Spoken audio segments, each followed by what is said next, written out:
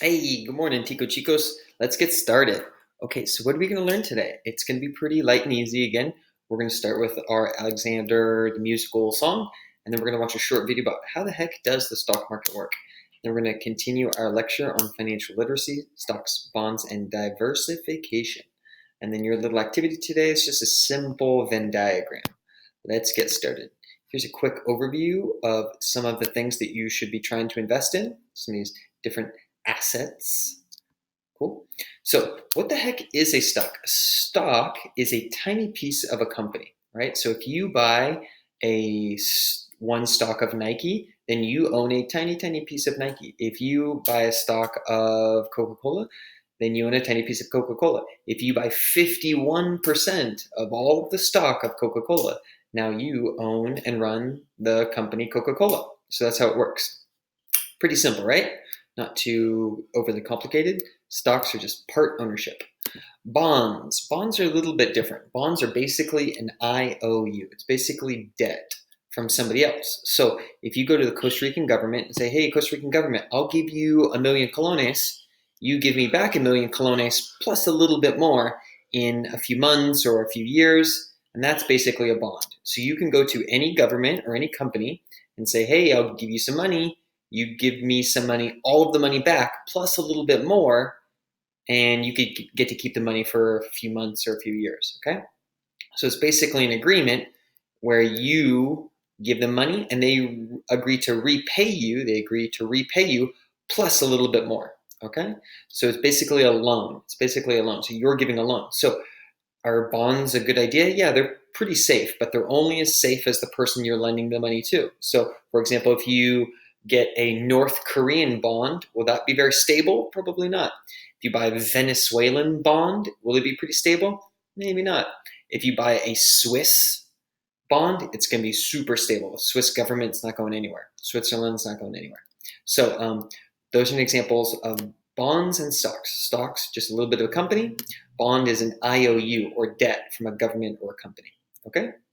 So you might be thinking, okay, I think I'm ready to invest, but I don't know what to invest in.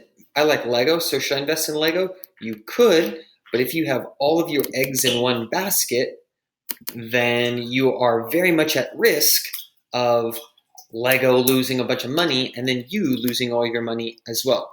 So in order to, like, if you have all of your money into Facebook and then in 5 years Facebook's gone, then you lose all of your money.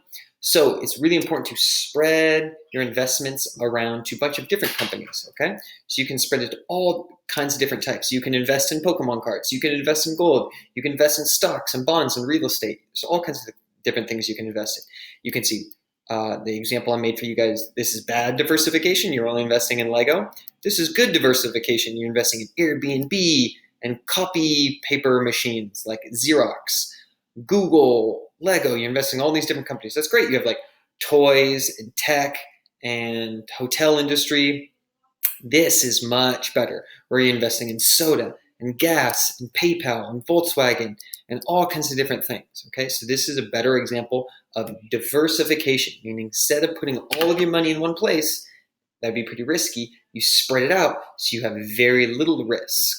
Very little risk. Okay, so your activity for today, you guys need to make a Venn diagram. You need to put 3 notes in each of these. Okay, so you need 9 total notes for your paper and pen Venn diagram. So it's handwritten, right? Formally, it's just notes, but write formally. It does not have to be full sentences, but make it look neat and formal. Okay, so you're just going to review Dave Ramsey's baby steps. Like, what the heck should I do with money? Again, I want to give you guys real practical advice right away.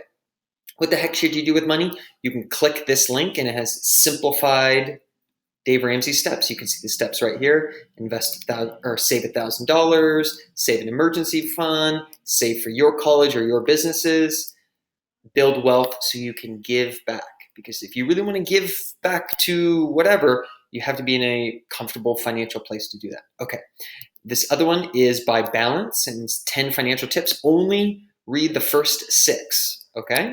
So here is one of the tips. Here's another one of the tips. So like Dave Ramsey's can go here. The other one can go here. And what they have in common, you put in the middle. Okay. That's it. That's going to be your exit ticket today. I miss you guys. Lots of love. Stay home. Bye.